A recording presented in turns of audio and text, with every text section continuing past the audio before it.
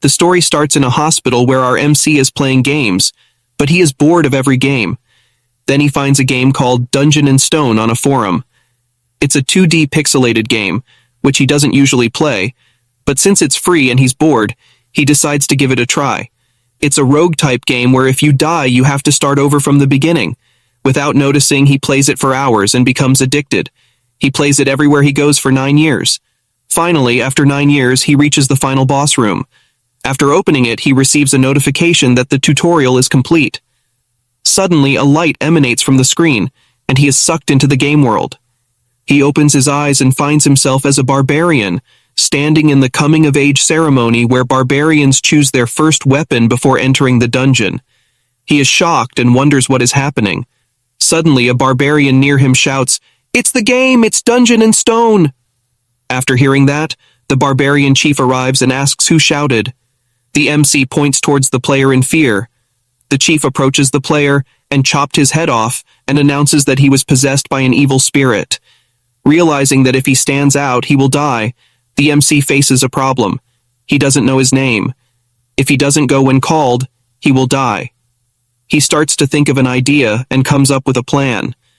If someone else doesn't respond within 2 seconds, he will act. After some time, a name is called and no one responds. So he goes up on the stage and luckily he gets it right. It was his name. Finally, he discovers his name is Andel's son, Bjorn. With his years of experience playing the game, he chooses a shield as his first weapon because it offers the most survivability. After everyone chooses their weapons, they select their leader, Venom's third son, to guide them towards the dungeon. Because everyone that have gone through coming-of-age ceremony will enter the dungeon. However, after some time they get lost on their way. They decide to choose another leader, Feneline's second daughter Aner, but even she gets lost. Seeing their intelligence, the MC decided to help them and suggests her that they should follow other species to reach the dungeon gate. Aner likes his idea, and they start following other creatures until they finally reach the dungeon gate. However, upon reaching the gate, the MC starts feeling fear, but he have no choice but to go inside because all the citizens of the city need to pay taxes starting from the age of 20, and failure to do so results in execution. Since he is a barbarian, it is impossible for him to find a normal job, and the labyrinth only opens once a month. So he has to go now, but his feet aren't moving because of fear. Then Aner gives him some encouragement, and also thanks him for helping earlier. After that, he gathers his composure and enters the labyrinth. However, instead of transported to the start area, he is transported to an area with complete darkness. Just as he took a few steps, a trap set by a cunning goblin snapped shut beneath his feet. Pain coursed through his body as he began to bleed profusely. The goblin, reveling in its victory, shadowed Bjorn's every move, eagerly awaiting his impending demise. Aware of the goblin's presence, Bjorn feigned weakness and collapsed to the ground, his breathing shallow. Seizing the opportunity, the goblin threw a rock at him, testing to see if he was truly dead. Confirming his suspicion, the goblin approached Bjorn. But Bjorn, despite his injuries, mustered his strength and launched a surprise attack. In a fierce struggle, he emerged victorious, and the goblin's body disappeared. Leaving behind a 9th grade magic stone, a highly coveted and valuable item in this world. Yet, its worth was equaled that of a mere piece of bread. Despite his victory, Bjorn's wounds continued to bleed profusely, posing a grave threat to his survival. Desperate for aid, he forced himself to keep moving, dragging his injured body across the unforgiving ground. Hour after grueling hour, he fought against the encroaching darkness, his resolve unwavering. The brink of death loomed near, but he refused to succumb.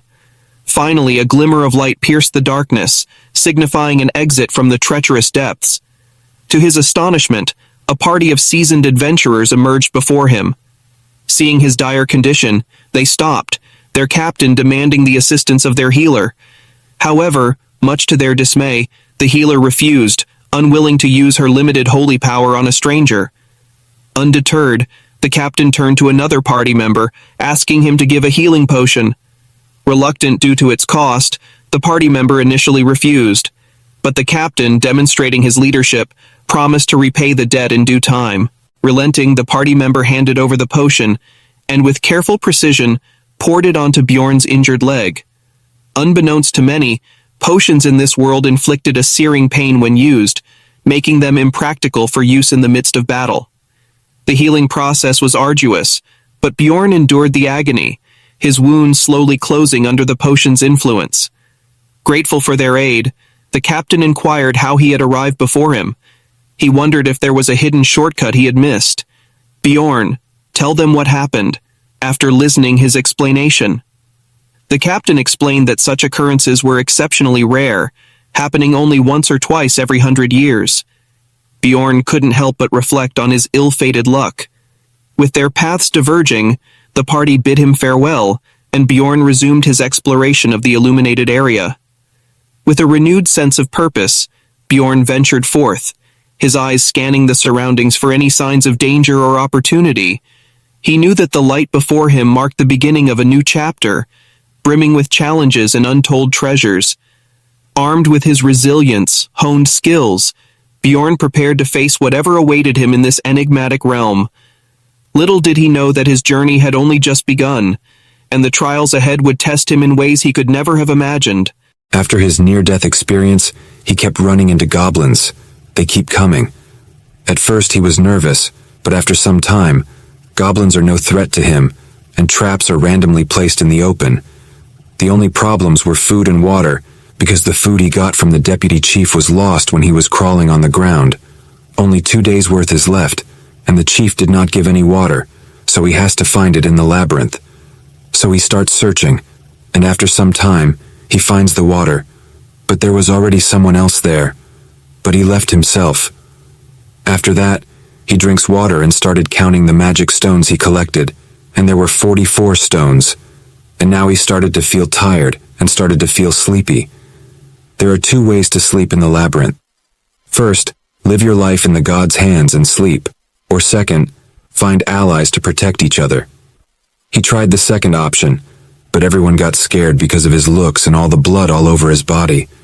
Then suddenly, the man from before comes and asked him if he is looking for an overnight companion. After hearing that, MC got angry. Then he explained that he thought that they could take some sleep while protecting each other. Then MC understands that it was called an overnight companion, and he thought he was saying After that, he agrees, and they play rock, paper, scissors to determine who will sleep first, and MC lost. So the man gives MC a watch and asks him to wake him up after 2 hours. After 2 hours, MC wakes him up, and now it's his turn to sleep, but he can't believe in a stranger. So he pretends to sleep to see if that man does something, but he doesn't do anything. After 2 hours, they change turns again, but MC is frustrated because he didn't get a single minute of sleep, and he was so sleepy that his eyes closed, and MC falls asleep. Then suddenly, that man wakes him up. MC apologizes to him and offers him more time to sleep, but that man refuses. So MC takes his turn and starts sleeping. After some time, that man comes and attacks him with his hammer, but MC blocks it and says he knew that there is no one that kind in this world who forgives and does not take the offer to sleep. They fight, and MC defeats him, asking him why he didn't attack the first time he slept. That man answers that because he also needs sleep. Then MC asks why he attacked him, and the man answers that it's because of his stone, but MC doesn't believe him and attacks him again, asking once more. That man explains that it's because of his heart, and tells him that a barbarian's heart is used for new magical research and sold for a good price. After saying all of that, he starts begging to be let go. Everyone in this world thinks barbarians are stupid and naive. Most of it is true, but our MC is a human inside a barbarian. So he kills him and takes his items. He have many items, like potions.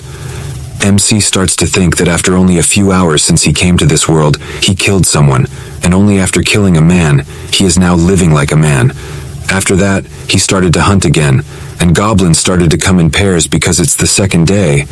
But it's not a big problem for our MC. He hunts for 14 hours, but now he started to feel very tired and needs sleep. Because of the previous incident, this time he chose the first option and tried to sleep alone, hoping goblins won't come, but goblins keep coming. After some time he just closed his eyes, but a goblin attacked him and just missed MC's neck because of height. After that, MC becomes frustrated and decided to find another barbarian, But instead, he meets many humans this time who want to become his overnight companion. Maybe because this time he is looking good and didn't cover in blood. But he refused them all and told them that he is looking for another barbarian. Then one man tells him that it's going to be hard to find because most of the barbarians quickly go up to the second floor. Then MC realizes that it would be embarrassing for someone of their build to struggle on the first floor. So he starts to look for any race other than human to become an overnight companion, because every race has a special trait other than human. After some time of searching, he finds an elf. She was injured and afraid. Then MC goes there, and she instantly starts to beg him to let her live. Then MC tries to comfort her, but she gets more scared and says that even if he is a barbarian, let her live just once because she has a younger brother to take care of. Then MC starts to think about what barbarians do. So to make her let her guard down against him a little, he gives her some healing herbs and some bandages he got from the men from before, and asks her to treat her wound first while he stands guard. After she finishes treatment, he introduces himself, and she also tells her name, Erwin. Then he asks her why she is so afraid of him. She tells him that he is a barbarian, and barbarians and elves had a very big war in the past, and now they are hostile towards each other. She says she doesn't care about this, and asks him to let her go. MC didn't know about it.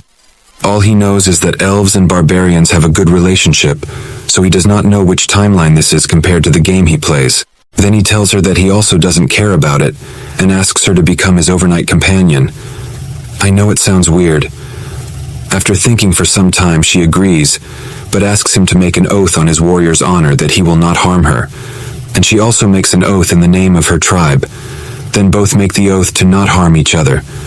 Then our MC decides to sleep first, and she agrees.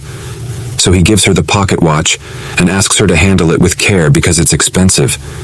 At first he thought that he would pretend to sleep for 10 minutes, but he instantly falls asleep.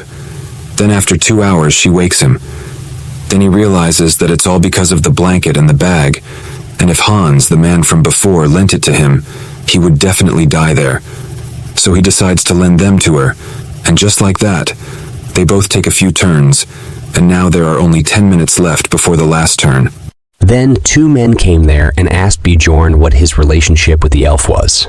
He told them they were overnight companions. Then they asked how much time was remaining. After hearing that, Bjorn told them it was none of their business and that he was not obligated to tell them. He scared them away, and they left. After that, Bjorn tried to wake up Erwin, but she pretended to sleep. Bjorn forcefully woke her and asked why she was pretending to sleep. She answered that if she got up, he would leave her because their partnership would end as soon as she woke up, and he would leave her alone. Then Bjorn asked her what happened with those 2. She answered that she didn't know them, but they were probably from the same group called the Crystal Union as the human who tried to hurt her. After hearing that it was a whole group, he first thought of parting ways, but this beautiful elf was only 20 years old, and that was reason enough for a man of culture to help someone. So he decided to help her and asked for her full story before deciding. She got really happy and told him that she had met them on the first day inside the labyrinth as overnight companions. And when she was sleeping, she felt a gaze behind her. Only later did she find out that he was a manager of a clan doing business on the first floor, and somehow she managed to escape. Since then, they had been chasing her. Then Bjorn asked how they were able to chase her in the labyrinth. She told him that they were probably using message stones, which allow communication when synchronized prior to usage. Their range is up to about 300 meters. It was a device that didn't exist in the game, so he was a little shocked. Then Bjorn asked her why the members of the Union continued to chase her, when it didn't seem like she had done anything wrong.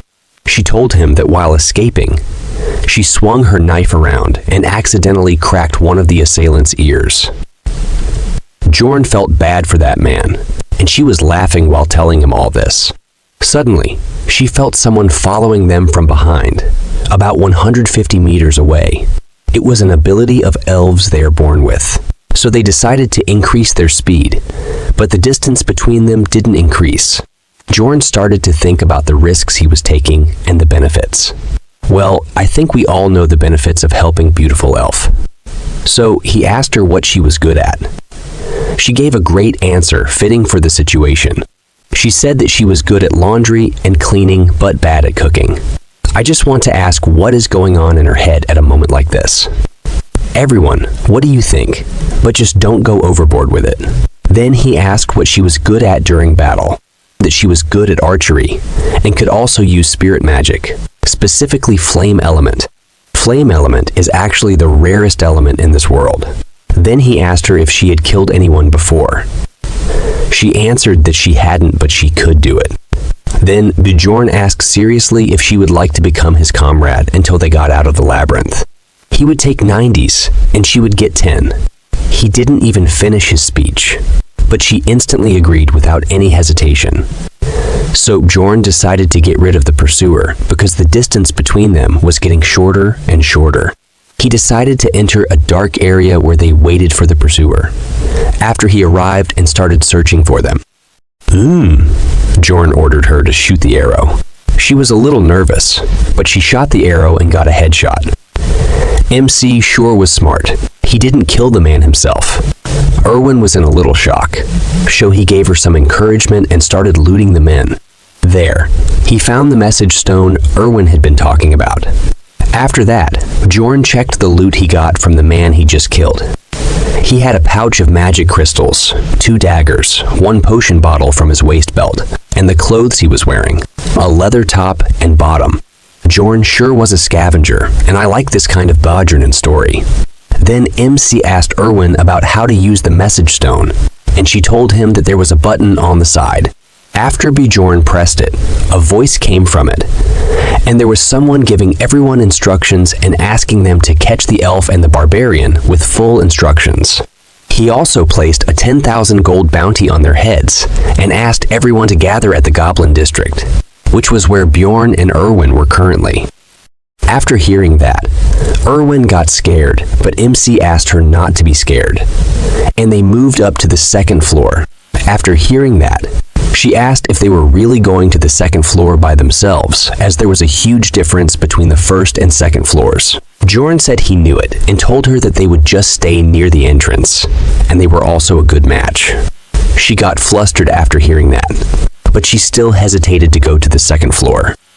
Then, suddenly, a voice came from the message stone, saying that whoever found the elf first could enjoy her first on top of the 10,000 gold. Then another man's voice came, saying that if she was too resistant, could he cut off one of her arms and legs. Then that man asked if they should just leave the important part, and he asked if they all knew what he meant, right? After hearing all of that, she immediately agreed to go up to the 2nd floor. This makes Bjorn's work easy and saves his time. He always likes to help people in need when it is beneficial to him, of course. When a chance like this comes, of course, he will take it. After that, Erwin asks Mick about the path to the 2nd floor. Bjorn said that he doesn't know the specific path, but the dungeon is designed in such a way that if you keep following the darkness, you will reach a portal, since the darkness represents a path that leads you to the upper floors. Suddenly, Erwin stops Bjorn because there was a trap. After seeing the trap, Bjorn remembers the dark past and that he just walked a few steps before stepping on one, but they only appeared now after so late. Then he realizes how unlucky he was. Then Erwin asks Bjorn to let her handle it, and he should rest. Then Bjorn told her not to use spirit to save strength. With her clumsy look, you can understand what she is going to do. After that, she goes near the trap, and suddenly 2 goblins attack her, but she was ready in counter. Attacks them and kills the first goblin. Then the second goblin. Then the second goblin tries to attack her, but she quickly finishes him too. After that, she gives both stones to Bjorn according to the agreement of 9-1, and she seems very happy about it, saying there's something her younger sibling has been asking for. And if they keep progressing like this, she can earn a little bit too, right? After hearing that, Mick feels like she is trying to insult him. I also feel the same. But she's got a point there. Then a voice from the stone comes again, saying that they are raising the bounty on the elf to 20,000 gold, dead or alive. After hearing that, Erwin gets scared again. Then Bjorn asks her not to worry, and says there's no one who will search in the dark for them. And these bastards don't have the best teamwork. That's all he said to her. But inside his mind, he was thinking that it's suspicious, that all things are going too well. He was just thinking, but suddenly, Erwin shouts, "There are ghouls." After seeing them, Bjorn starts to think, how are the ghouls here? On the first floor, there are different monsters based on the direction you go, and ghouls are supposed to be in the south. They've come too far after roaming for so long, but actually, it's a good thing for Bjorn. Maybe you guys are thinking about what level Ma currently is, right? To know that first, I'll explain the experience awarding system for the dungeon in stone. You are only awarded for the first time you defeat a monster of the same species. But if they are from a different rank, you can also gain experience. For example, if you kill a goblin and a goblin chief, they are both considered different species, and you gain experience from both of them the first time you kill them. Meaning you need to defeat as many species as possible in order to level up, so Mick is just level 1. And by the way, a personal question, I'm also thinking of making a similar game, but in 3D, of course. So can you guys tell me which platform I should create it on? The mobile version will have lighter graphics compared to the CC version. Also, tell me all your ideas about gameplay and everything else. And if you guys want, I can make another channel where I'll share my progress on it. Now, let's get back to the story. Erwin said she will handle it alone, but denied it, asking her to cover from behind. After Bjorn comes within a certain range of ghouls, they attack him. And why is their hair like melting cream on top of a cake?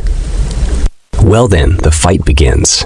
And it was a piece of cake with Bjorn's power and Erwin's artillery. After that, they keep walking towards the north until the 3rd day. Then Erwin sees blood on the ground, and it was not Goblin's blood. After following the blood trail for some time, they find a sandal. And I think everyone knows about the dark past of Mech. After seeing that, the portal was less than 10 meters away from his starting point, and if only he had gone in the other direction. Just how much bad luck does he have? Because anyone who opens the portal first to the 2nd floor gets 2 experience points. And as I told you before, you can only earn experience points 1 time from the same species, so it's very hard to level up. But you can earn these experience points every time the labyrinth opens, and it becomes a kind of race. That's why the team who saved Bjorn on the first day asked him about it. Thinking about that makes him very angry, and seeing him like that, Erwin asks him if there's something she did wrong. Then he says it was not because of her. After that, she comes to a conclusion that Bjorn lost his barbarian comrade here, so she gives him some sympathy. Bjorn gets confused, but he decides to ignore it, and they go up to the 2nd floor, the Goblin Forest. But their landing is not a smooth one, for Bjorn, of course. Erwin lands perfectly. After Bjorn recovers from this unfortunate experience, they look around, and there is no living being in a 50-meter radius. The 2nd floor is different from the 1st floor. While the 1st floor is like an underground maze, the 2nd floor is an open forest, and there are 4 gates in 4 different directions on the 1st floor, and each gate leads to a different place. But you can go to the 3rd floor from any of them. Just tell me, what's with the ghouls? Others look good, but ghouls look like ice cream is melting on their heads. After that, Erwin asks Bjorn what to do now. He tells her that once the time is up, which is 168 hours for the 1st floor and 240 hours for the 2nd floor, the labyrinth spits the explorers back out into the city. So they will stay on the 2nd floor before the 168 hours are up, and then they go back to the 1st floor. But they can't just stay here by the portal all day, so they start to explore the nearby area a bit. Soon after some time, Erwin finds a trap, but Bjorn didn't see it. Then Erwin throws a rock at it to deactivate it, and then she asks for praise from Bjorn. But Bjorn just says that she is good at throwing rocks, and it was always her duty to find the traps. McSure is a Sigma. Let's talk about the second floor a little. Traps on the second floor are different than the first floor. They are well hidden and are all over the floor, but there is no goblin watching over them. And other than traps, another difference is that the goblins go around in groups of about a dozen, sometimes with warriors or archers. And there are more high-ranking monsters the farther you go towards the exterior of the forest. Continue the story. Bjorn and Erwin started exploring the goblin forest, destroying traps in their way so they wouldn't cause any trouble later when monsters attack. Soon, Erwin heard footsteps of the goblins and asked Bjorn what to do. Bjorn asked her about the number of goblins, and she answered that she doesn't know the exact number, but it's more than 10 for sure. After hearing that, he decided that they will attack them and asked Erwin how close they can get without being noticed. She answered that on her own, she can get to about 30 meters away from them. Then, Bjorn said that they will go with her plan. First, Erwin goes near them and shoots the first arrow. Then Bjorn will attack them. However, the second floor is different. There are 3 times the amount of goblins from the first floor. And there's a goblin warrior too. Yes, this guy with the knife-like sword is a goblin warrior. And it should be scary face so many goblins to gather. But instead of being scared, Bjorn's warrior's heart was twitching.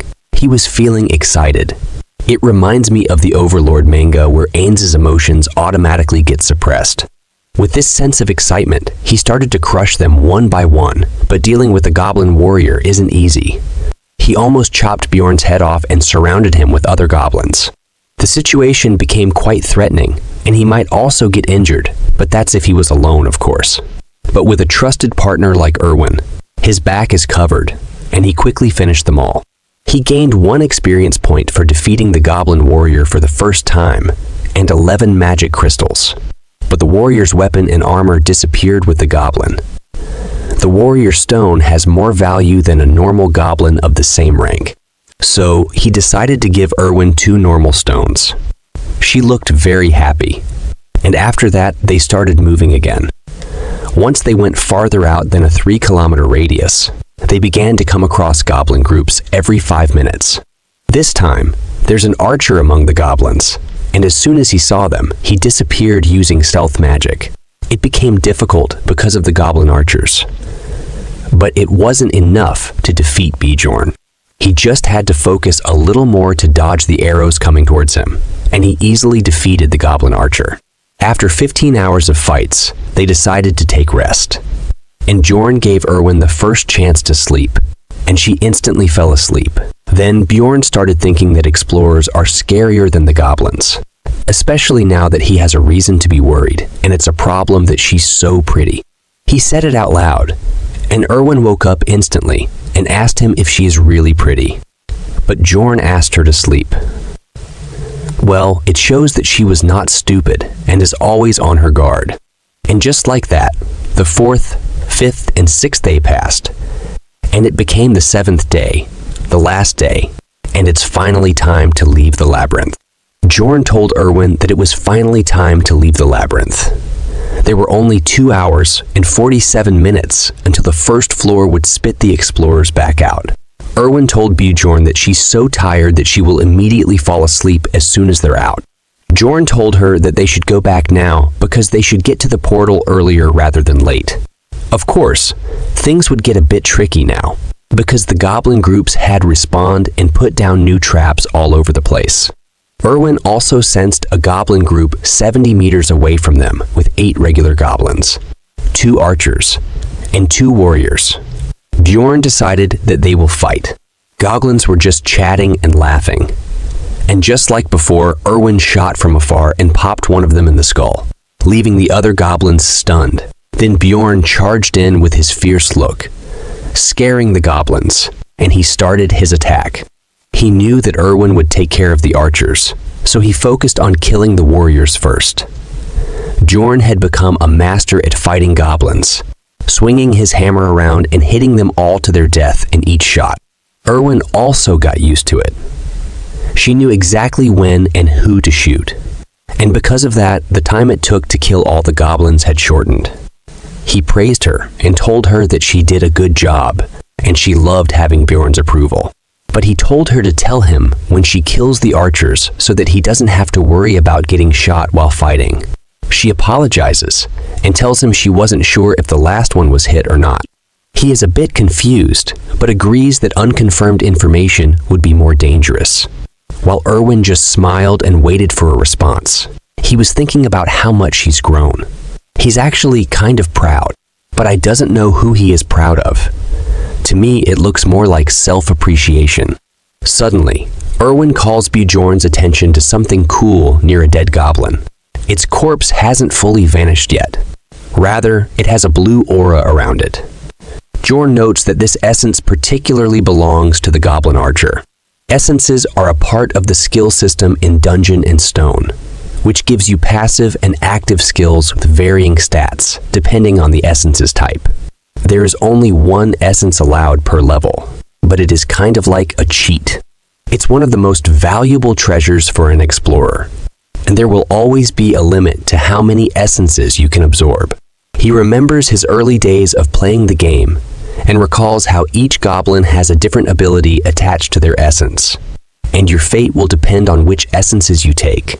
It has a near 0% drop rate, and he never expected to see it here. He was speechless as they stood near it. It feels too good to be true, and he senses something bad might happen. Then our weird but cute Erwin asks him if she would become a goblin if she ate it. Bjorn tells her that she wouldn't, but she would earn a part of the goblin archer's abilities. He tells her how the guy who was chasing them on the first floor had taken a razor mane wolf's essence, which gave him the ability to track their smell. He asks her if she wants the essence, and she says she doesn't really care much, but she will take it if Bjorn doesn't want to take it. Bjorn doesn't care about the goblin archer's essence. He's a barbarian, and he already knows what essence he wants, and this essence would be useless to him. So he tells Erwin that she can have it, but she must promise him something. This is something he was originally going to tell her once they got to the first floor. But right as he was about to speak, they were interrupted by a man calling out to them. It's a group of explorers. He tells our protagonist not to move a muscle. Erwin asks him what he means and mentions that they were just hunting, but Bjorn knew the true purpose of these people arriving. He puts his hands on Erwin's shoulders and says she doesn't need to answer them. Erwin looks confused for a moment. Right then, Bjorn throws her into the goblin archer's essence, and she lands directly on top of the essence, and a bright light emerges from the essence, covering her. The man, who looks like he's from Naruto anime, starts screaming out of rage because Erwin ate the essence and is now fusing with it. He claims that the essence belonged to them. Erwin stands up and leans her back against Bjorn, thanking him for the essence. Bjorn knew that he would eventually run into people like these. People who wait until they see an opportunity to grab something from unsuspecting explorers. However, they couldn't do anything about it now that Erwin had absorbed it, and it was gone forever. Bjorn took a step forward and told them to come at them if they wanted a fight. He was confident, showing no fear as he looked towards them. He knew they were at a numerical disadvantage, so they needed to show confidence and boldness. That group started getting nervous, looking at the oversized barbarian with his hammer in his hand. He sure was intimidating. He told them he was ready for a fight if they wanted one, but if they were scared, they could back off. It looks like we're going to see some real fight very soon. But for now, we have to wait because that group decided to go from there. But before they left with a warning to Bjorn that they will come. After that, Bjorn and Erwin start running towards the portal, and Bjorn tells Erwin not to stop until she reaches the portal. She runs at the fastest speed she can while asking Bjorn if the four from earlier are gone, or whether they'd chase them. Bjorn remembers how they threatened him that he would get revenge for the essence, and even if they didn't follow them, they would probably end up in the same place, which confuses Erwin. Bjorn tells her that they were a party of 4, which is a good number for a second-floor raid. But they were loitering around the entrance, which means they were planning to go back to the first floor and leave the labyrinth, just like them. They were doing the same thing as them, and Erwin appreciates Bjorn's ability to think critically. Well, for others, he is a barbarian after all. As they run, Erwin senses a group of goblins 50 meters away from their location, and Bjorn says that they will avoid them. However, Erwin tells Bjorn that they can't run because the goblins are coming towards them. Bjorn is shocked to hear this, because the goblins hadn't found them once during the past few days. So how did they find them now? He wondered if this was a coincidence. So they decided to go in the opposite direction. As Bjorn made a quick turn, Erwin was agreeing with him, but suddenly an arrow comes flying towards her. Bjorn grabbed her by the shirt and pulled her backward, but the arrow wasn't from a goblin archer. She says she was going to dodge it herself, and Bjorn says that it's the guys from earlier who shot at them. He tells Erwin that they lured the goblins to their location, and they're waiting on the opposite side. They were planning to tire them out with goblins, and now they had no choice but to fight. He told Erwin to use her powers. She is confused as to what powers he means, and he tells her to use the essence's power that she had acquired by eating the goblin archer's essence. You see, every essence has its own special ability, and since Erwin had absorbed the goblin archer's essence, it would give her special powers. It would increase Erwin's stats in many ways, as you can see on the stat window. Alongside that, it adds a passive and active skill, which can be quite useful in situations like this. She had gotten a passive skill that made all her arrows poisonous, while also giving her an active skill that made her stealthy. Erwin tells him that she doesn't know how to use it, and he just looks at her and tells her that it's already working. Erwin begins to glow blue with the essence surging through her body. She can finally feel the powers of the goblin archer. Her active skill thief step was now in use. Bjorn looked at her and wondered whether the skills work just by willing them, or did they need to say something to trigger it. Meanwhile, Erwin is just enthralled by her new powers. He hands her his bag, telling her to keep it safe. He was going to handle the goblins on his own, and she can look for the guy with the crossbow. Erwin is worried for Bjorn because it would be too dangerous on his own. However, he doesn't care at the moment. He tells her that there is no time to think. He tells her to stay hidden, and when he gives the signal, she must kill the guy with the crossbow. There would only be one shot. After that, he runs into the forest towards the goblins without even telling her what the signal would be. After some time, he stops, because goblins were surrounding him from the left while rushing into the goblins headfirst. Bjorn notices how those guys haven't shown themselves since they shot at them with a crossbow.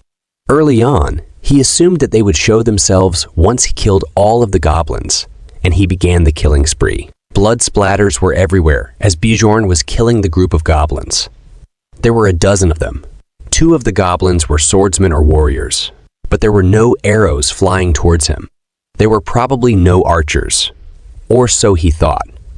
But an arrow comes flying his way, so he blocked it with his shield, and he now knows there were archers too. Then he felt something pierce his back. It was a goblin with a dagger who stabbed him from behind. He threw the goblin off and bashed its head in with his shield. He was fighting the goblins to the best of his abilities. But he also remembered the crossbow guy was there too, and he didn't have Erwin to help him this time. The injuries were piling up as they were cutting Bjorn up. It was looking like the attack on Titans. But he didn't let up though, as he slammed his hammer onto the goblins and killed them all.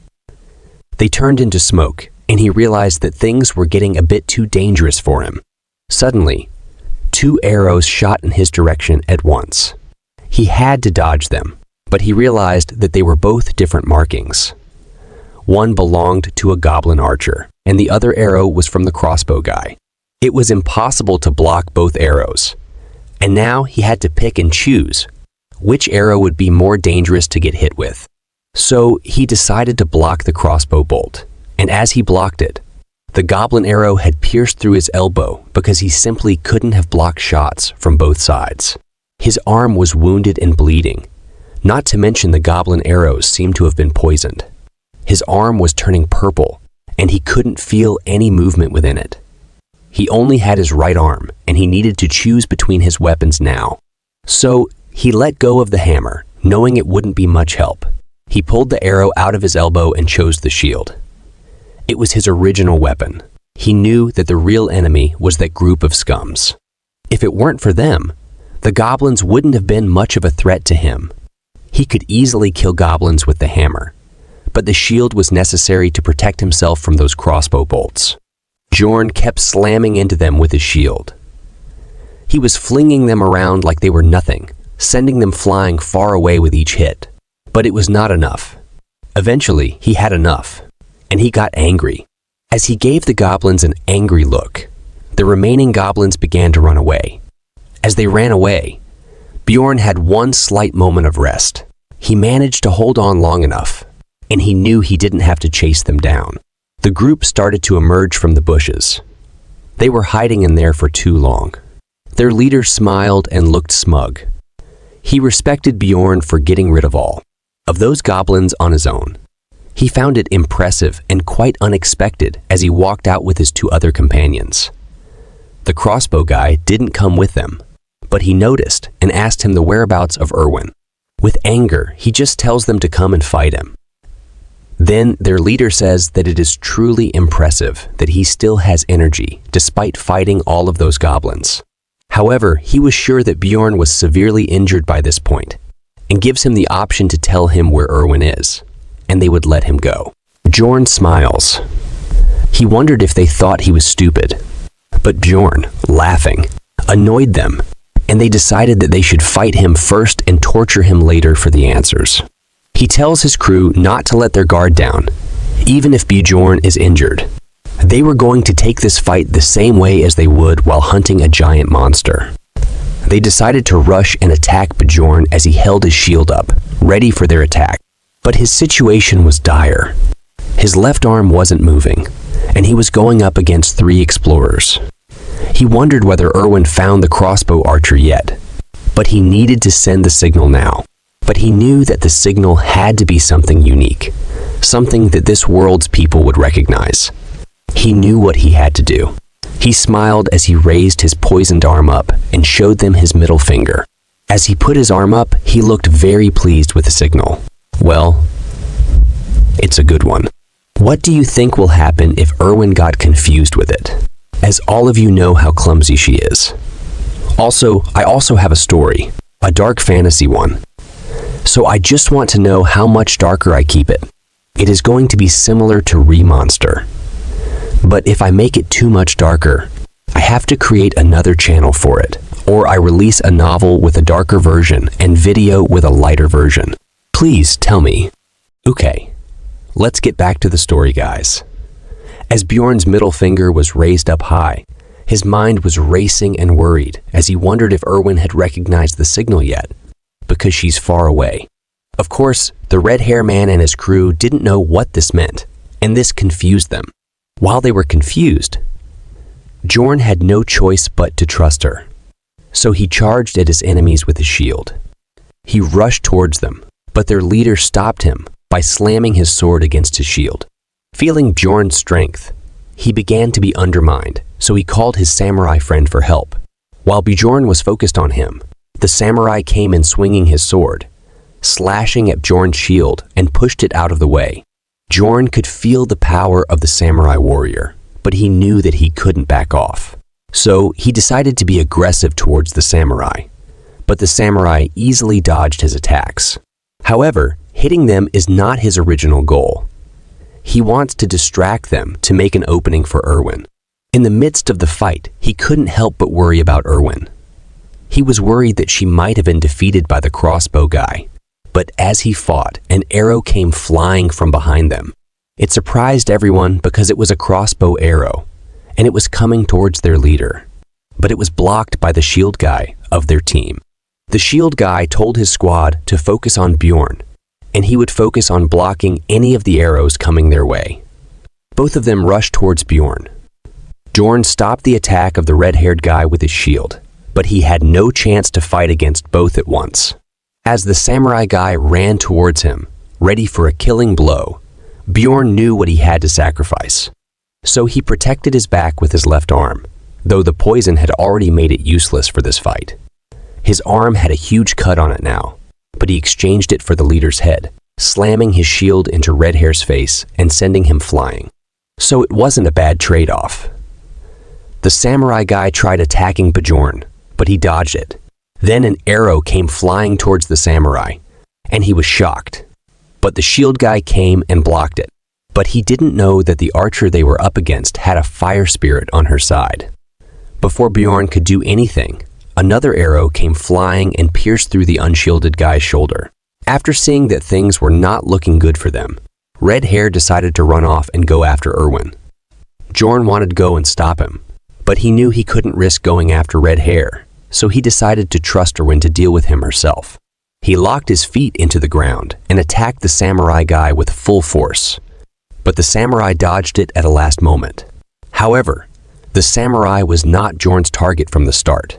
He was aiming for the shield guy. Now, it was just Bjorn, and the samurai left standing. They clashed again, but Bjorn could see that the samurai was trying to buy time for Redhair to come back, so he decided to finish it in one shot, even if it was dangerous. He pretended to swing his shield, but instead he threw it towards the samurai's head, hitting him hard. But if he missed, it would become dangerous for him. Now, he grabbed the samurai guy by his collar, and Bjorn knew that he didn't have much strength left and was about to die if he messed things up. So he lifted him up and pulled him towards his face and literally bit his tongue out of his neck. The barbarian rage had taken over, and he was moving off of pure instinct for survival. Now, both of Bjorn's opponent's bodies were on the ground, and he was left standing alone. Erwin came running to him from behind, tears in her eyes because she was worried about Bjorn's safety. She also killed both of her opponents, and now they had both survived the game of survival one more time. This time, it got a bit too close for comfort though. As Erwin saw how wounded Bjorn was, she handed him a potion, telling him to drink it immediately. Bjorn was confused because he didn't know that people can drink it. She told him it's better to drink it than to pour it on your wounds, and since he was poisoned, it would clean up his insides too. Bjorn chugged the vial of healing potion and dropped it on the ground as he sat there healing. He could feel his insides boiling, his entire body burning in pain, and his veins were itchy and hot. That's the reason why people pour it on the wound instead of drinking it, even if it has more benefits. While Bjorn was healing, Erwin was next to him, encouraging him. Then he asked her how much time was left. Erwin checked their watch and told him that it was 11:20, which meant that they had 40 minutes until the first floor closed. They did not have any time to rest despite the fight. Then Bjorn asked her to strip, and she had a regular reaction for her standard akos. She was thinking that he was doing it so suddenly, so he must have a reason for it, and she started taking her top off. Or I was just thinking too much. She is the same Erwin we know. Then Bjorn asked what she was doing, and told her that he meant stripping the bodies of the dead guys for items and resources. But now that they had only 40 minutes, Bjorn decided to just take their equipment, magic crystals and backpacks. They didn't have time for other things. So Erwin went to get Redhair and Crossbow Guy's things too. They had only 34 minutes left when Erwin came back with all the stuff. After that, they ran through the forest at top speed. There was only 1 minute left, but they got to the portal of the first floor, and then they jumped into the portal. They managed to come back to the first floor in time. Erwin rejoiced in their success. She had lots of fun. Meanwhile, Bjorn still wondered how she managed to land perfectly every time. She told Bjorn that he did a great job. Then he told her that she did a great job too. Then she leaned in close to Bjorn, asking him what he wanted to say earlier before. But there were less than 10 seconds left before the labyrinth closed. So he told her that they should talk once they were back in Raftonia, but they would both emerge at different locations. So they had to choose some spot for meeting, but Bjorn forgot the name of the tavern.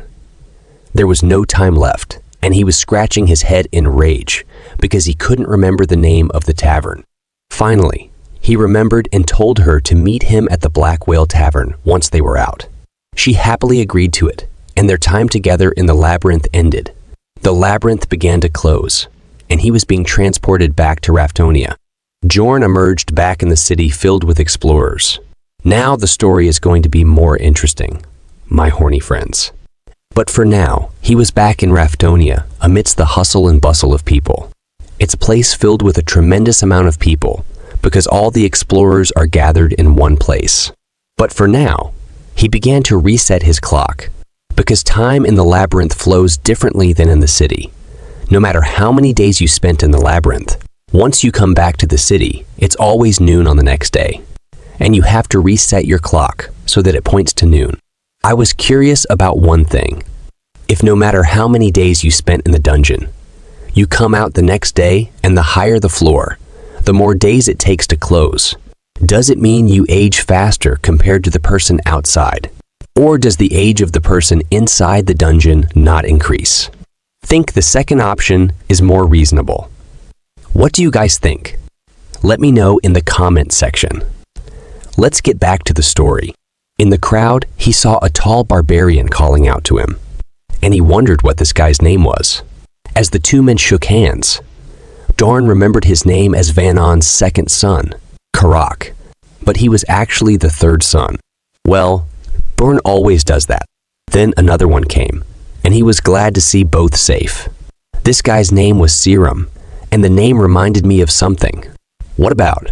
After that, within a moment, a crowd of barbarians gathered around, surrounding Vanon's second son, Karak, talking about their experience in the labyrinth. He sure was a popular guy, but Bjorn didn't seem to be happy about it. They were having a whole reunion, but I didn't see Aner anywhere. Maybe we'll see her in the future.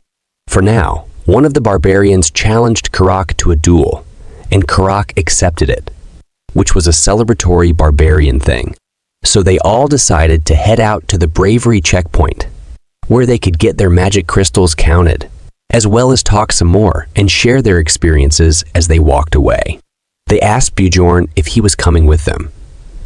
It didn't really seem like he wanted to, but he obliged anyways, because what else could he do? At the register table, a lady was counting all of the magic crystals. Some had 20,000, some had 30,000, and at the end, Vanon's third son, Karak, stood above them all with 40,000 magic crystals. Everybody was cheering for him, calling him the warrior of warriors. Then Bjorn walked up to the register and dropped a bunch of bags on the counter. The cashier lady began to calculate.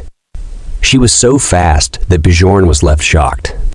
After the count was done, it turned out that Bjorn had 182,413 magic crystals. Hearing the numbers, Bjorn was also in shock. After hearing that, they gathered around him and started cheering for him. They also noticed his equipment and bag and started saying that they were jealous of him and that he was a true warrior. All of them were truly happy for him. He was being lifted up and thrown in the air by a crowd of barbarians. And he enjoyed that moment. But people started to complain about it. So the squad decided to hang outside of the checkpoint while some of them stayed inside the building to get their magic crystals counted. As they sat on the steps, Bjorn decided that he should follow all the other barbarians because there might be something left to do that he doesn't know about, and he doesn't want to take the risk of getting exposed. So he would wait for them to return and stick with them. In the distance, he saw a group of elves hanging out. In that group, he saw Erwin. She was talking to her friends about how she learned to control spirits, and they applauded her. Bjorn felt envious because she hung out with that sort of crowd. But he was surrounded by the savages instead. He noticed that she looked at him and waved stealthily from afar, trying to hide her connection with him. He quietly told her to meet tonight, and she agreed. Then the elf lady asked Erwin if she knew him. She denied it immediately. Meanwhile, the same happened to Bjorn. Karag asked him if he knew the elf, but Bjorn said no. Of course, barbarians are free, spirited and loud, and this guy straight up shouted that there's no way a #1 warrior like him would hang out with those cowardly earheads. This pissed off Erwin's friends, and the mood became tense all of a sudden, but she didn't escalate the situation. Bjorn was annoyed, but thankfully, the rest of the barbarians came out of the building. So Bjorn got up, telling the other barbarians that they should leave now that everyone's here. On the way, he noticed a child calling out to his father. The child ran up to his father and hugged him. They told each other that they missed one another. This was also a feature in the Dungeon and Stone game. Anyways, there were moments of joy once you came out of the labyrinth. People would meet their families and friends. However, there were also moments where people would die, and the repercussions of that could be felt. A woman cries to her husband's companion, begging him to tell her where he is. But the companion can say nothing because her husband had died. Another moment happens where a woman is crying as a little girl innocently asks her mother where her brother is. These moments of agony and sadness couldn't be felt throughout the 2D game graphics. But now, seeing it in real life, his feelings were in chaos. After some time, the barbarians raised their mugs to drink the night away, pouring liquor down their throats like true barbarians. Bjorn thought these guys were going to do something important, and he was worried he might miss a necessary step of sorts. But they were just trying to get drunk. He was angry looking at them, wasting his time. So he slammed his hand on the table and told them that he had somewhere else to be. Karak was shocked upon hearing this. The whole crowd became angry when they heard this. It looked as if they would kill him because he is the protagonist of the night and he is leaving. But they let him go happily while still calling him the best warrior. As he walked through the streets of Raftonia, he could hear the laughter and joy in people's voices. This place was peaceful, and he felt comfortable walking around. He thought that there were no monsters or humans that would harm him. As he looked around at stores, he felt the relaxation of being in a place that had rules and laws. In this place, even if he fell down on the ground, nothing would happen to him. Unlike the labyrinth, someone might even help him. Then he walked into a hotel to properly take a rest, then started thinking that this other world might be more barbaric than the 21st century Earth, but it was still peaceful. Then he got a room for himself so he could change and shower.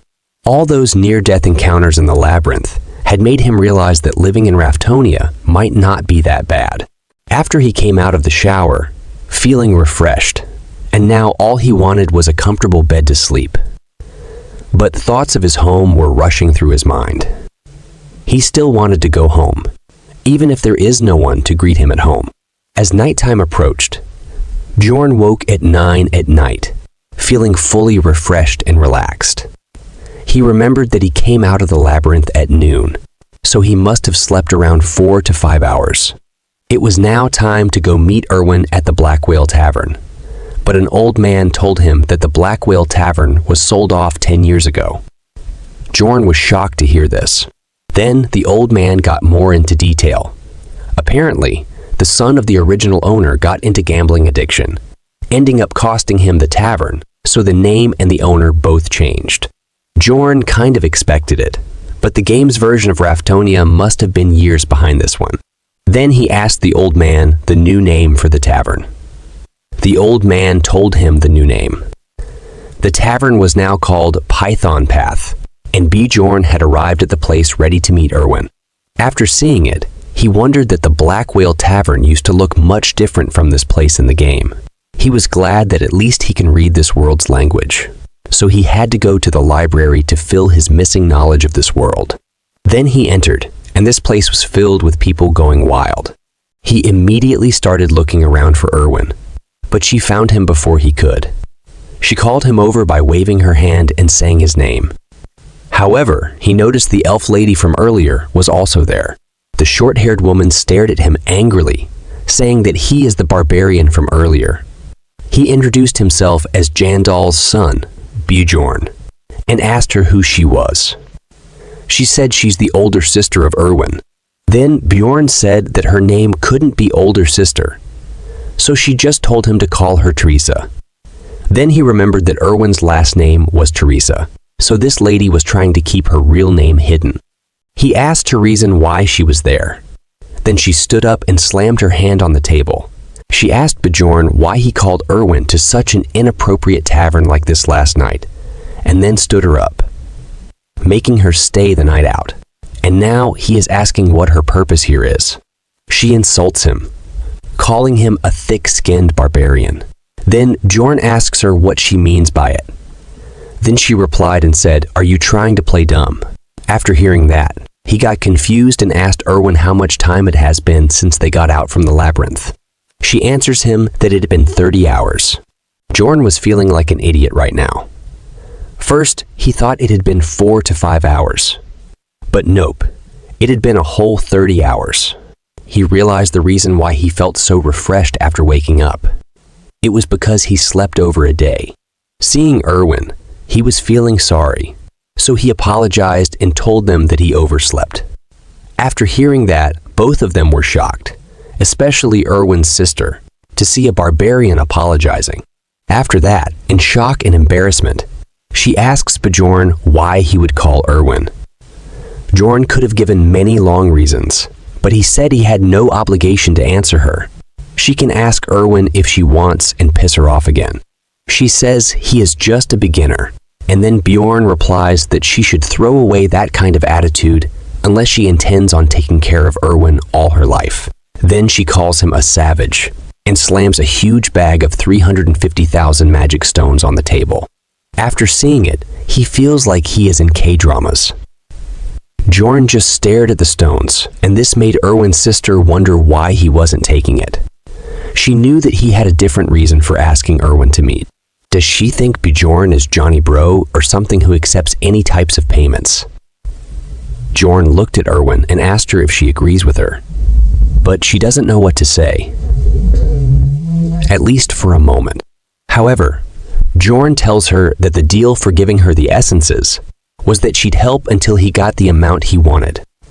After hearing that, Erwin was a little disappointed. Then Bjorn told her that they would also split the rewards 50-50. Erwin was overjoyed at first, but suddenly she realized something and asked for Bjorn's forgiveness because she wouldn't be able to go labyrinth exploring with him anymore. This made Bjorn wonder and puzzled because he thought that they were a really good and pretty compatible duo. Then her sister explained that she comes and explores the labyrinth with her from now on. She said that they were just following tradition and letting her go alone since it was her first time. However, she never intended on letting Erwin explore the labyrinth on her own. Bjorn now realized that she already had someone to accompany her through the labyrinth, and he was jealous of people with personal connections. Then she pushed the bag further towards him and said that if he understood, he should just take this pouch. But Bjorn stopped her and said that it was a result of splitting the essences in half. She responded that this was indeed because it's the loot they got together. But according to Bjorn, the bag was still lacking 280,000 stones because the promised share was 9-1. She smirked and slammed another bag with the remaining 280,000 stones on the table. He realized that this woman just tried to con him, and he kind of gets why the barbarians hated elves now. He immediately told her to get out if she is done here, so that he and Erwin can get on with the remaining private matters they needed to talk about. Of course, she wasn't going to move, but Erwin poked her on the elbow and told her that while she appreciated her coming here with her, she should go now. She wanted to thank Bjorn and say her goodbyes. This was one of those weird moments when you realize your younger sibling isn't a child anymore. However, she retaliated, pointing her finger at Bjorn and asking him to swear that he won't sleep with Erwin. If he agrees to swear, she will leave immediately. Erwin was embarrassed and shocked that she would say that out loud. Meanwhile, Bjorn wondered if that meant that all the other options were still on. She told him to swear. It didn't mean anything to him, but he swore on his warrior's honor. But Erwin looked most disappointed. After that, she decided to leave, but she still had something else to say to Bjorn. She turned around, thanked him for saving Erwin and keeping her safe in the labyrinth. Erwin slammed her head on the table in embarrassment and was worried that she might have upset her sister. She had never spoken up for herself like this before, and if she was mad at her now. Bjorn told her that she didn't look angry because she was smiling and told her not to worry about it. Erwin remembered and apologized to him that they won't be able to be a team again because she had made up her mind to work with her sister a long time ago. He told her that she didn't need to apologize. Bjorn was a considerate and rational guy. Even he wouldn't have rejected the offer either if some high-level elf offered to carry him. Then Erwin pulled out another bag of 63,000 magic crystals. These were from the loot that they got from the redhead and the crossbow guy, and she had already taken her share, so this was all that was left for him. She also told him that she left the 2 backpacks that she took off at her place, and there were a bunch of things there. So she invited him to take a look for himself tomorrow. Bjorn was surprised that she knows what he wanted to ask without him mentioning anything, but he was disappointed that he already had to give her up as his teammate. Then Erwin asked the last question, and she asked him how she should repay him. He was confused. Then she explained that she had told him that she would repay him for helping her. This is the reason why her sister made him swear that he wouldn't sleep with her. For a moment, Johnny Bro took him over.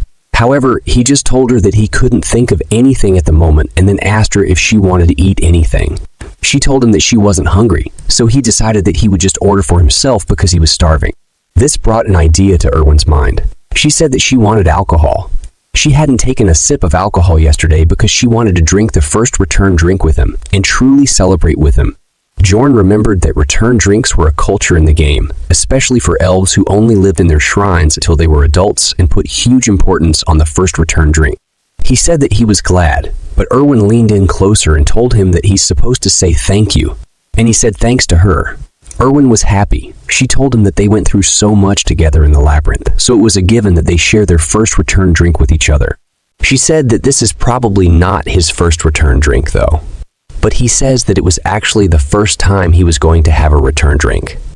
She was surprised to know that he was serious when he told her that he was only 20 years old, which is the same age as her.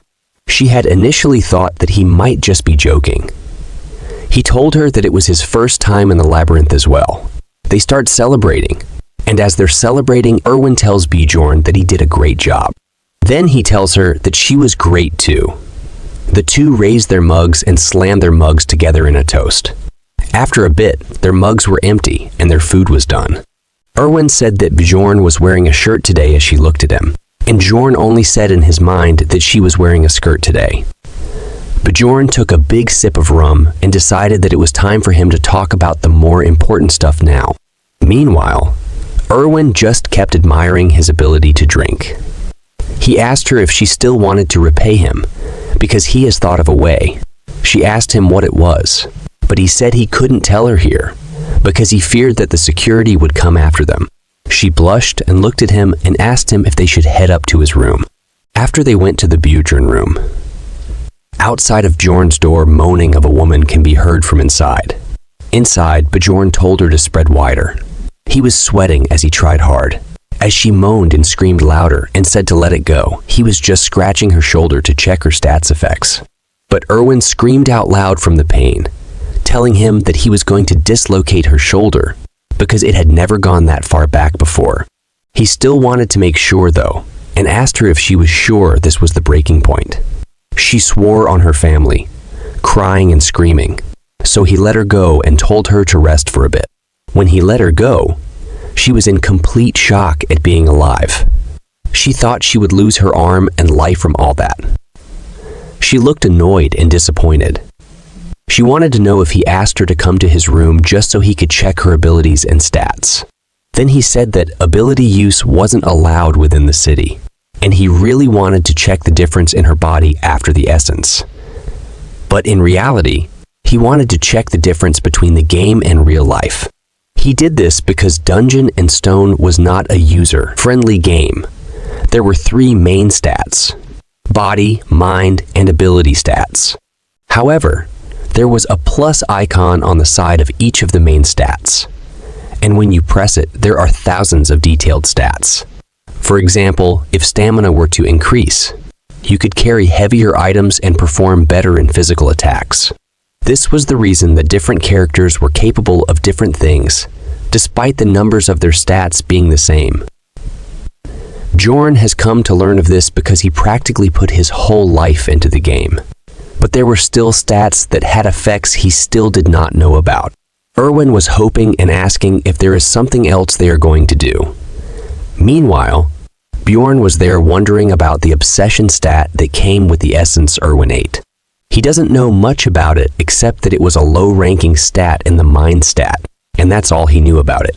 So he asked her if she felt a change in her mindset after she left the labyrinth. Did she start overthinking about something or having patience issues? He needed to know more. She wasn't sure.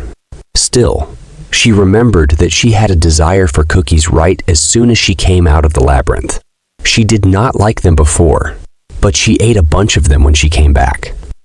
He wondered if the obsession stat increased desire, which is probably a given. There were still other stats he didn't know about, so he had to take it into consideration when choosing the essence. Maybe this is the reason why she is so horny for Bjorn, because of the obsession stat. As he was thinking, the horny elf pulled his shirt and said she was sleepy. There were still things he wanted to check, but he couldn't anymore, so they decided to sleep, putting out all the candles in the room. Bjorn closed his eyes, ready to relax.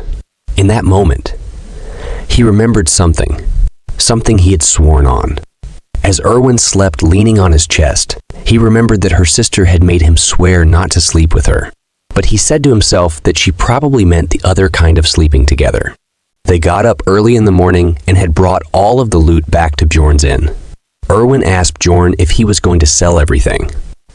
Bjorn told her that he was going to sell most of it, except for a few items. Erwin had her eye on a piece of gear, a leather outfit, and a belt. She asked him if she could have it. He told her that she can have it if she subtracts its cost from her share, and she agreed. Later on, they went to a merchant shop where they sold all of the extra equipment for a good amount of money. The sword was sold for 350,000 stones. Later, Bjorn sold some more stuff for 180,000 stones. Then they sold the backpacks, which went for a whopping 250,000 stones. After a few more visits to different shops and merchants, they had a solid amount of money in their hands. The bags of money had piled up, and they had earned a total of 1,450,000 stones. As they held the bags of money in their hands, Erwin was shocked after seeing that much money. But she earned just change compared to Bjorn. He really is a heartless man. Bjorn gets almost 1.4 million stones after subtracting Erwin's share because he also killed a man alone before meeting her. He had never made this much money in the game's start before. This was a nice start for him. They walked out into the street. Bjorn told her that this is where they should part. This surprised Erwin. Then he wondered why she was surprised, because they had already decided to go their separate ways. He told her that they're taking the same route, so they should walk to the central square together. Even though she agreed to it, she really wanted to spend more time with him.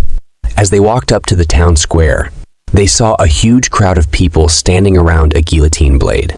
Bjorn and Erwin walked up there. A guard screamed out loud, stating that there was an execution happening and that everyone should back off. A man was forced into the guillotine, his head and hands poking out as his face sealed up with bandages. These people hadn't committed any serious crimes. Their only crime was that they hadn't been able to pay the taxes. The execution began, and the guard pulled at the rope. Rafdonia was the final remaining city of the other world that ended at the hands of a witch's curse. The only place to get resources in this limited space was the labyrinth. Therefore, those who couldn't pay taxes were executed to decrease the number of mouths to feed. As the blood hit the pavement from those who were executed, a bunch of people came running and holding pieces of bread. They dipped their bread in the blood and started eating it. Erwin was barely holding herself from throwing up, asking Bjorn why they were dipping bread into the blood. He told her that there's a legend that everyone who drinks the blood of the executed will gain great financial luck. Bjorn asked Erwin how much the taxes were for the first year. She told him that it's 700,000 stones for non-humans. He realized that it was a bit off from the game, but similar. He asked her what it is from the second year and afterwards. She told him that it was 800,000 stones, and they were exchanging fees too. This was the same number as the game. As they stood there, looking at them devour the bread with blood sauce, Bjorn started thinking about tax rise each year of work. And if he can't get back to his real life, and if he can't compete with the increasing taxes, his blood might be the one that people are dipping their bread into. And to avoid that, he has to save money. And for that, he needs to become an explorer that can at least reach the 6th floor. The The scene switches to the library. As he walked in, he wondered why people were staring at him because he was a barbarian in the library. Then he saw Einar using a book in the library as a pillow and sleeping. Well, it's good that she's okay, because we didn't see her after he came out with the other barbarians. He walked up to her and poked her, wondering why she was there. She woke up, saliva drooling down her face as she looked at him. Jorn looked at her and said that he was glad to see she was doing fine. She gave him a smile, telling him that she feels the same. He told her to lower her voice because they were in a library. She answered that she never expected to see her fellow barbarian here. Jorn asked her what she was doing here. She told him that she was here because of what he said to her earlier. He told her that she should think before acting, and she wanted to gather more knowledge in order to think properly. Jorn was surprised because she is different from the rest. She tells him that while she was in the labyrinth, she realized that the monsters weren't the only enemies they had to encounter. As she's speaking, Bjorn thinks about how if there was any regular barbarian in her place, they would be bragging about their experience. Instead, she said that this is why she decided to study, but she found reading to be very, very difficult for her. So she wanted to learn how to read and write properly, and she was thinking of going to their shrine so she could learn all that from the elders. He asked her if she was going right now, and she said that if she doesn't, she would forget about it. As she's walking, she remembers that she promised to repay him for his advice if they came back alive from the labyrinth. She told him that if he ever needed anything, all he had to do was ask her at the Angry Bull Tavern. He looked at her and said that he would definitely come to her if he needed. He was simultaneously hoping that she doesn't forget about this promise in a couple of days, because he was probably going to need her help very soon.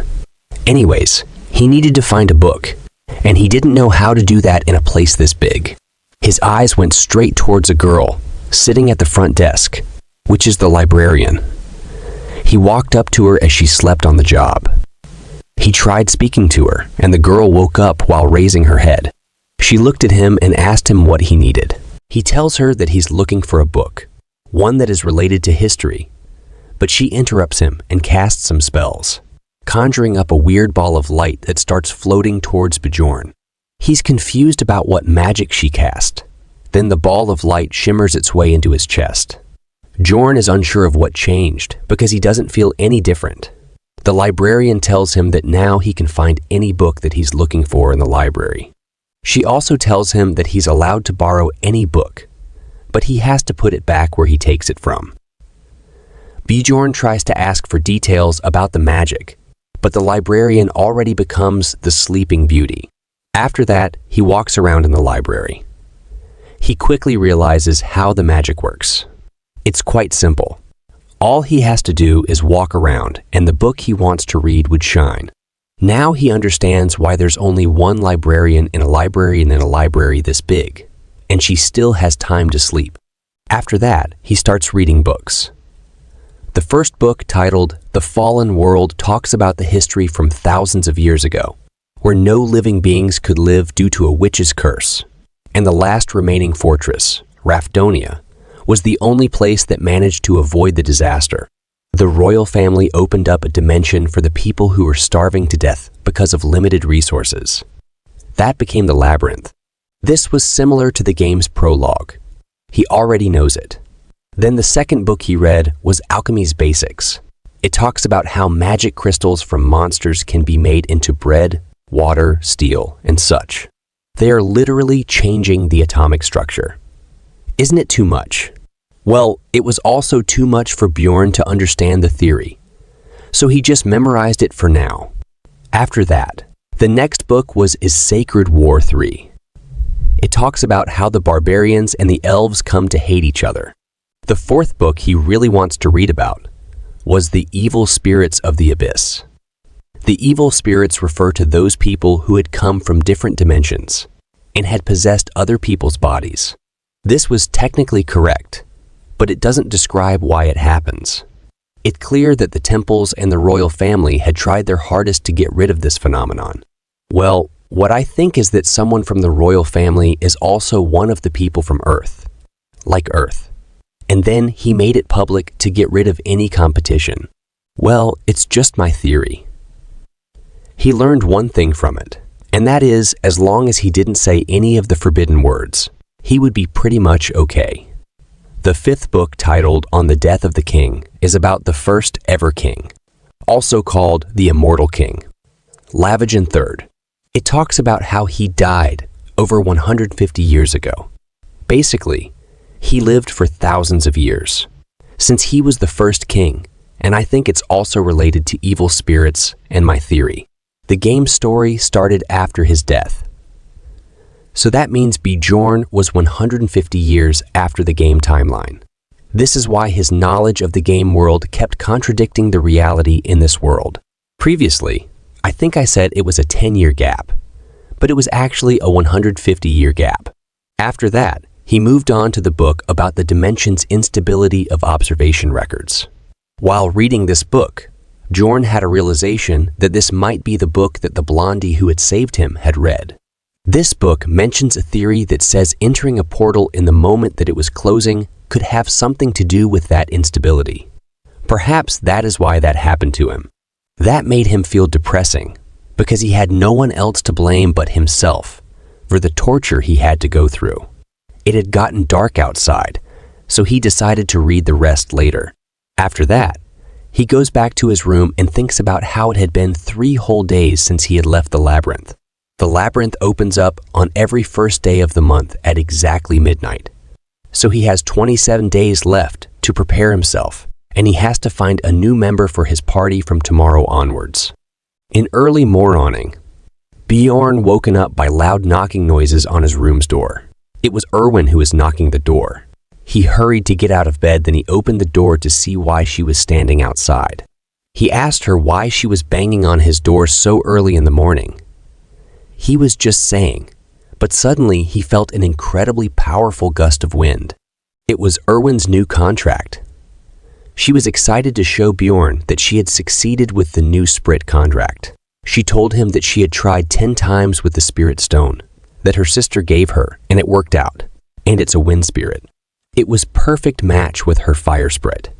He congratulates her, but in his mind, he was think about that how rich her sister and her family is, because Sprit Stone is an item that lets you sign a contract with a Sprit with 10% possibility. But they are pretty expansive, and she tried in times.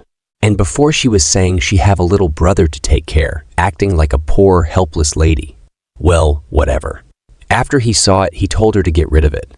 She wanted to show him more, telling him that she hadn't shown him everything she can do. Then her to look what mess she made in his room. After seeing it, she started to apologize. She promised to clean up the whole mess right away. A little while later, Erwin sat on the bed looking tired after she was done cleaning up the whole room. Bjorn looked at the room and wondered how incredibly talented she was at cleaning, even though she had told him before that she was great at it. He congratulated her on having a contract with the spirit, and she was really happy as she thanked him. But he is a stud. He told her that she shouldn't have come to him just to show him this. He tells her that she should have spent her time much more wisely, because she would have to go back into the labyrinth in 26 days.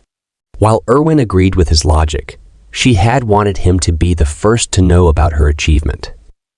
Bjorn wondered why she felt so attached to him and speculated that it might be due to an obsession trait she gained from a goblin archer essence.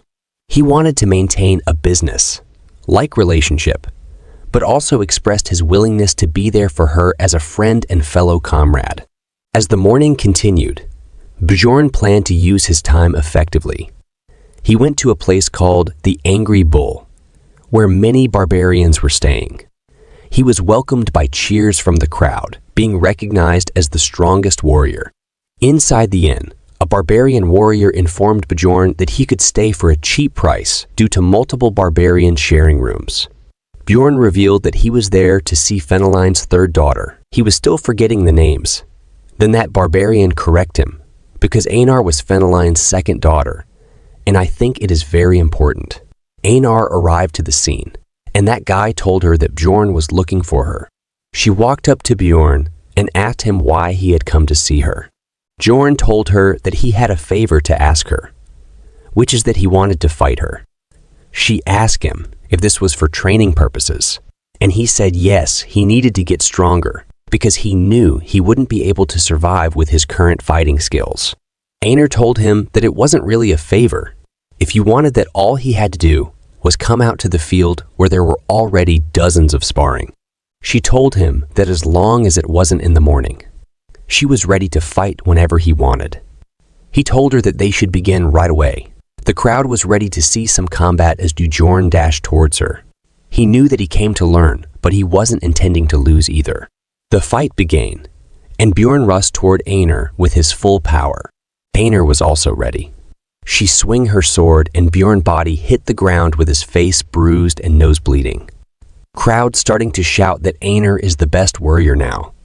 She walked up to him and asked him if he was okay. He answered that he was fine and asked her for one more fight. And just like that, they keep fighting for entire day. They both are huffing like a dog. But Einar asked Bjorn that it's fine if he wanted to keep going, but she would like to rest for a bit. I don't know why, but to me it's looked like she is also from another world. It's just my thoughts. He told her that was enough for today, and asked her if she was going to go to the labyrinth alone next time around as well. And she nodded. She told him that she was too broke to form a party, so this was her only option. Bjorn immediately asked if she'd like to be his teammate, and he would keep 80 of the profits, but that he would pay for the party fees and everything. But in reply, she told him to shut up, as she had already heard enough. Bjorn stated to feel nervous. He was worried she wouldn't agree to be his teammate, so he brought up other ideas for her to stick around. But Einar just grabbed his hand and told him that she wouldn't understand even if he tried to explain it to her.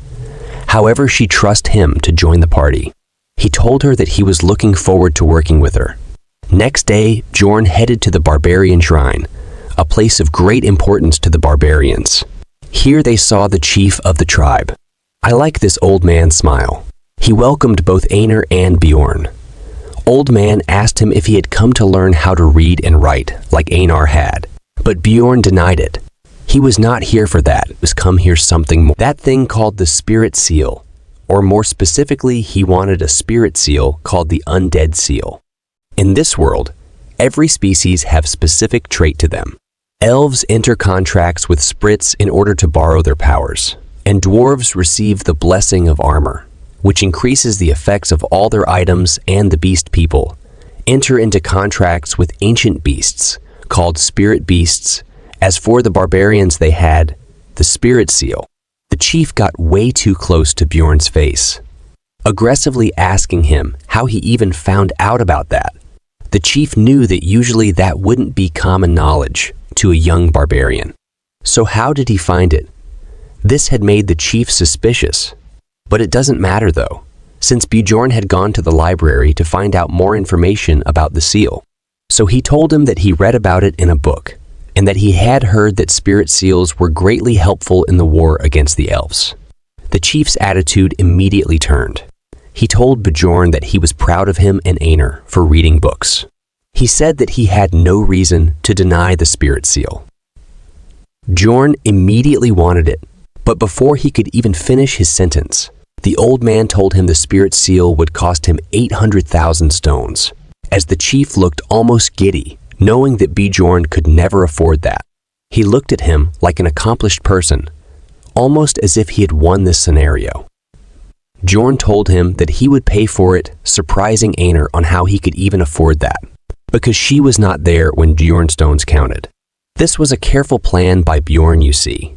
Spirit seal was difficult to obtain at the start of the games because of its prices, especially because the higher your rank would get, the rarer the ingredients he would need on top of the already large sum of money. But now he have money. He dropped 4 bags, one bag, which had 500,000 stones, and the other 3 bags had 100,000 stones each. The chief was shocked this time, and he asked Bjorn about where Bjorn got that much money. But Bjorn had already thought of a reason to tell him. If the old man didn't ask, Bjorn would have been disappointed. So he began to tell him a story that he would love. About an injured elf that he found on the first floor. He told the chief that he used the elf as his slave and used her to acquire as many stones as he could. Then he fed her a essence and got even more money from her sister as payment. Those elves were completely helpless against the might of Jorns. Well, it's actually true if you look at it from other perspective. Old man liked it as he laughed out loud, claiming that he hadn't laughed this hard in years. What's more, a whole group of barbarians came around to appreciate his act, and Jorn liked the attention. Nonetheless, the old man had a reward for him. He liked Bjorn's story so much that he gave him 2 coins, each one worth 100,000 stones. So he made 200 zero stones by just telling a story. Jorn raised his fist in celebration, letting the barbarians hear what they wanted. He loved the attention. He felt good inside when they gave him compliments. Let's learn a bit more about the spirit seals. You see, spirit seals are strengthening techniques. They make the body absorb the essence of magical ingredients and give the body a special power. The barbarians had a ritual of tattooing babies when they were newborn while their souls are clean, so that the soul pathways are still visible even as adults. This why all barbarians are tattooed. And here I am thinking that because they look cool with them. After that, as he sat in front of the shaman, guiding him towards the path of the spirit seal, he received one last warning. The shaman told him explicitly that there was no way out of this once he received this spirit seal. He cannot receive another kind of spirit seal if he chooses this path. Bjorn had accepted it. This undead seal is the essence of a tanker barbarian. So the shaman began the process by raising his needle at Bjorn's back. He knew that this was the right choice. He had played the game too long to not know this. Red rays of light began to pour out, entering the tattoos on Bjorn's back. He was starting to feel it. He felt it on his back, and then he felt it through his entire body. The pain was overwhelming. It hurt so bad that he wanted to scream. But he had to endure this every time he wanted to upgrade his spirit seal. After long pain, he activated the first level of the seal, and his natural regenerative skill had increased greatly. He thanked the shaman for the seal, but got shaman shocked after hearing that, and start laughing, because this was the first time a warrior thanked a witch doctor. Bjorn was confused about why is he laughing, or did he did something wrong. Bjorn quickly started walking out before the shaman start getting suspicious. The morning was here, and Bjorn headed out to the commercial district to buy necessary equipment. After training with Einar for quite a long time, he had learned that he definitely wasn't fit to be a swordsman. His plan was to only use shield techniques after a point. So building proficiency in swordsmanship would be pointless. This is why he was looking for a one-handed blunt weapon. The shopkeeper showed him a large collection of blunt weapons that barbarians prefer. These were good-looking weapons that Bjorn knew would fit a barbarian's taste, but he asked for a more normal-looking one. The shopkeeper handed him a simple bronze mace, which immediately caught his eye. It was a small mace that cost 220,000 stones. After that, he did some more shopping, buying himself a custom fit helmet and a half armor plate that fit him perfectly as well, which cost him 530,000 stones. Now he was left with only 50,000 stones. A lot of time had passed since he had left the labyrinth, and his daily routine eventually set itself. He also met Erwin every day. He would wake up at 7 in the morning and get some breakfast with Erwin. Then he headed to the library and read until afternoon.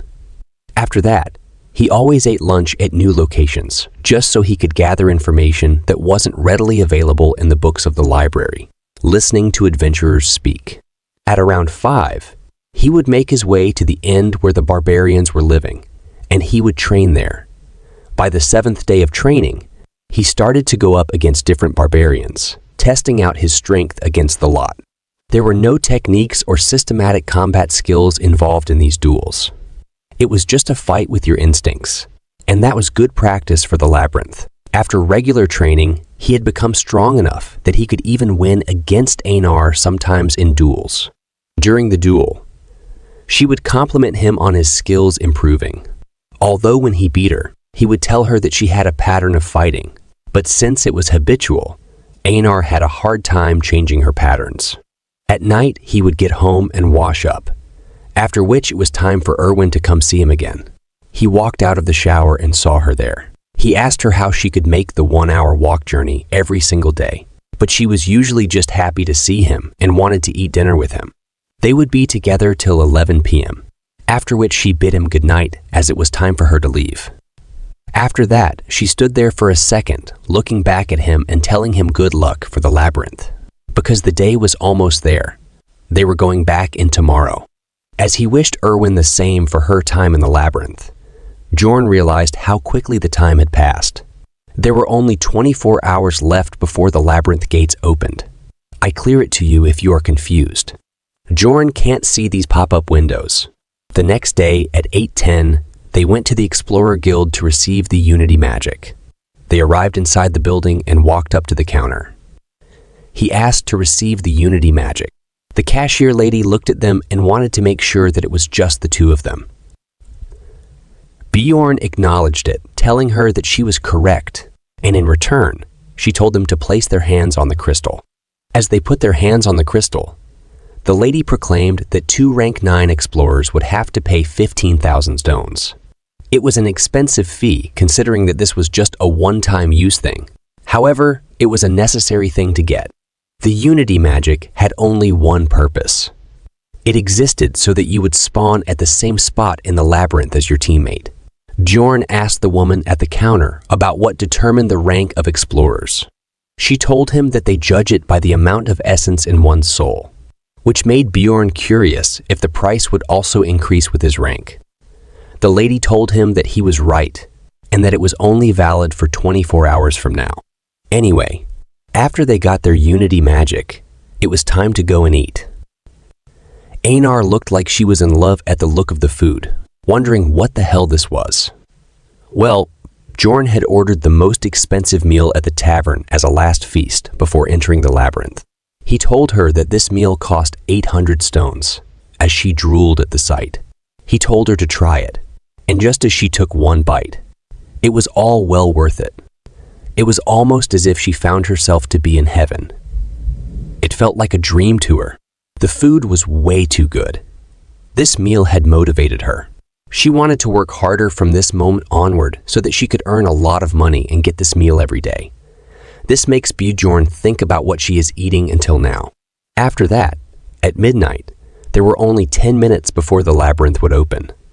The guards were stopping people from entering before it began. As Bjorn was noticing the size of the humongous portal, he heard a loud commotion in the background. It was a group of freshly turned warriors. They were cheering Parthun as a great warrior. Bjorn wondered how they even managed to find their way every time. I think there is another worlder like Bjorn every time in the new group. Again, it's just my thinking. Einar, on the other hand, got sentimental looking at them. It reminded her of the good old days, which was literally just a month ago. The announcer told everyone that they could now enter. Einar got excited and told Bjorn that they should go now, but he told her to wait. Instead, he was trying to explain how an unstable portal could help them spawn closer to the second floor's gate. But she just told him to shut up about it and tell her what to do once it's time. After all, she had blind faith, and she knew that she was too dumb to understand his explanation. There was only 1 minute remaining until the gate closed, and she got a bit nervous that they weren't going to make it in time. Bjorn noticed how much smaller it had gotten than how it initially started. It was about the same size when he first went into it. As well, he was just waiting for the guard to say that it was about to close, which would be his cue. That's when he heard the guard scream out that the gate would close soon, and Bjorn was ready. He told Einar to go, and the two began to dash towards the gate. It was time for them to enter, and even though the guard tried to stop them, telling them it's dangerous as they passed through the gate, they had found themselves in complete darkness. As Bjorn opened his eyes, he knew that he was right. Bjorn was right. It was the dark region of the first floor, which made Einar panic because she couldn't see anything. He came prepared, though. He had brought torches with him this time. As he entered, he saw a large concrete slab, which made Einar a bit confused as she asked him what that was. Bjorn explained that this was a monument, which they can use to open the portal gate to the second floor. This time around, they weren't going to stick around on the first floor at all. They were going to the second floor immediately. You see, beyond the barbarian, Bjorn was an expert gamer, and every pro needs to know how to utilize and exploit bugs. Bjorn opened the portal to the second floor, and after seeing this, Einar was in shock. As I explained before, Bjorn gained 2 experience points because he opened the portal first. And because of this, Bjorn's level increased, and he is finally level 2 now. And also, the maximum capacity of essences has been increased by 1. Let's talk about this later. Both of them entered the second floor. Einar asked Bjorn how they got here so quickly. The chief said that it takes at least 3 days to get to the second floor. Bjorn answered that he read about it in a book. Einar complimented him and said that he is amazing. This time, the second floor they came to isn't the goblin forest, but the land of the dead. Then Bjorn asked Einar if she is feeling something. She asked what he is saying. Then Bjorn told her that it feels like something is filling his entire body from inside his veins. After hearing that, Einar congratulated him and told him that his spirit status must have gone up. Then Bjorn understood that this is leveling up. There are also levels in Dungeon and Stone and B, which are needed when using skills increase with level. The amount of essences one can consume also increases with each level. Since Bjorn is now level 2, he can take 2 essences. Einar was still confused because his spirit status increased without killing any monsters. Then, Bjorn explained to her that it was because opening that portal counted as an accomplishment. Experience. It's called accomplishments in this world, but you can only gain it once per type of monster. After a certain point, it becomes very difficult to obtain, and one way to break that wall is to open the first portal with a speedrun. The experience earned from opening the portal doesn't stop after the first time, so if used well, it's an easy way to gain experience. So, he has to keep this trick a secret. So, he told Einar that it's a secret. So if anyone asks, tell them that it took them 2 days to get to the second floor. Einar was confused, but she agreed. After that, they moved out from there before the experienced explorers get there. First, I was thinking, why is his helmet weird? Now, I understand why. So, it is used for holding the torches. It's quite practical indeed. Then Einar touches Bjorn's helmet, and it's not hot. Then Bjorn explains that it's because torches are magic tools and stay on for 3 days once turned on. That's why it's possible to use them like that. If not, Bjorn's head will be roasted alive. The land of the dead has stronger monsters on average than Goblin Forest. However, there are no traps, so it's less tricky than Goblin Forest. In other words, this place is much better for 2 barbarians. Einar saw the ghouls. There were just 3 of them because it's just the first day. There will be about 3 times this amount on the 3rd day. This made Einar excited, so she decided to take care of them herself, and she finished them in a single swing. After that, she started boasting, saying that the second floor is easy. Then suddenly, a sound of laughing and screaming came. She got scared and held Bjorn's hand tight, asking him what that sound was. Then, Bjorn explained to her that it was a banshee, a ghost monster. They don't attack first most of the time, so it's best to ignore them. And even if they try to attack them, their attack won't work on banshees anyway. Plus, if they attack first, they'll be cursed, and the banshees will be after them until they're out of the labyrinth. After hearing about the curse, Einar got too scared and started praising Bjorn, saying that he was a wise warrior or it could have been bad. Then suddenly, a sound came from behind her, and she got so scared that she almost choked Bjorn to death. But thankfully, they were just skeletons, and she is back to her normal self again. Bjorn tried to give her advice to go for the core, but she completely destroyed them and then asked him if he was saying something. What can poor Bjorn say now? But what's more important is that he also gained 1 experience point. After that, they traveled north for almost 8 hours, and naturally, they were able to come across new monsters.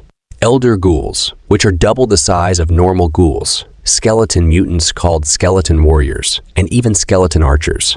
But there was not much difficulty. There were only a few of them in numbers, because it's just the first day, and Bjorn's battle ability had grown quite a bit. First of all, mace. His weapon now was the perfect size and weight for him, so he was able to crush their skulls much more easily than the hammer. Next, the armor, which reduced the surface area he had to protect using the shield, letting him fight much more aggressively. The steel helmet might not protect him too well from a crossbow, but it easily stopped arrows from half-broken bows. He might be good at destroying the enemies, but there is one more who's just as good or better. Bjorn feeling refreshed compared to the fights he participated in with Erwin. Bjorn's arm was injured, but it healed soon. Then Einar asked Bjorn the reason for it, or is this the spirit seal thing? He answered that yes, it was. The undead seal's level 1 effect is better natural regeneration. It takes only about 1 minute to heal 0.5 centimeters deep. Plus, his stamina itself recovers quickly too, increasing his endurance, meaning making him a perfect punching bag. Now, the ground is no longer wet. The terrain is different, and they are ready for the new adventure and new enemies with their heroic pose. I think I've seen this pose somewhere, but I can't quite pinpoint where.